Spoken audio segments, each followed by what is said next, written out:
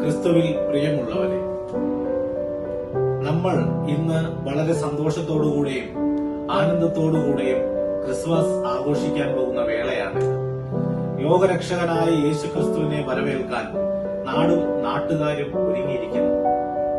അതുപോലെ തന്നെ നമ്മുടെ പള്ളികളിലെല്ലാം രാത്രികാല ആരാധനകൾ ഉയരുന്ന നിമിഷമാണ്. പ്രിയമുള്ളവരെ, നിങ്ങളോട് എനിക്ക് പറയാനുള്ളത് ഒരു സ്നേഹത്തിന്റേതായ മെഴുകുതിരി കത്തിച്ചു വെക്കാൻ മാത്രമാണ്. നമ്മുടെ സഹോദരങ്ങളുമായിട്ട് നമ്മൾ പിണക്കത്തിലാണെങ്കിൽ വളരെ സ്നേഹത്തോടെ അവരുമായി രമ്യതപ്പെട്ട് ക്രിസ്മസ് ആഘോഷിക്കാൻ ശ്രദ്ധിക്കുക.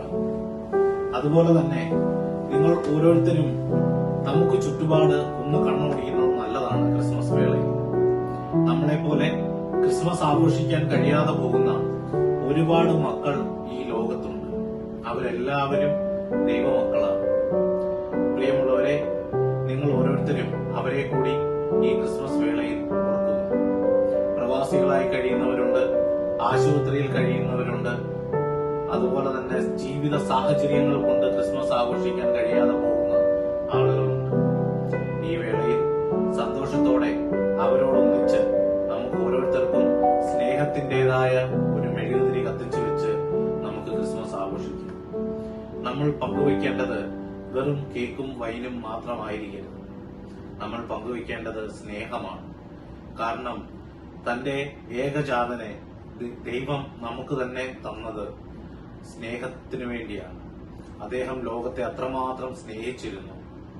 പ്രിയമുള്ളവരെ, നിങ്ങൾ ഓരോരുത്തരും നിങ്ങളുടെ ഓരോരുത്തരുടെയും മനസ്സുകളിൽ ഉണ്ണി പിറക്കണം. നമ്മൾ വെറും പുൽക്കൂടുകളിൽ മാത്രം ഉണ്ണിയേശുവിനെ സ്വീകരിച്ചാൽ പോരാ.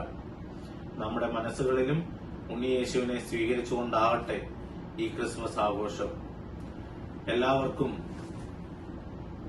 സ്നേഹത്തിന്റേതായ ഒരു മെഴുകുതിരി കത്തിച്ചു വെച്ചുകൊണ്ട് ക്രിസ്മസ് ആശംസകൾ.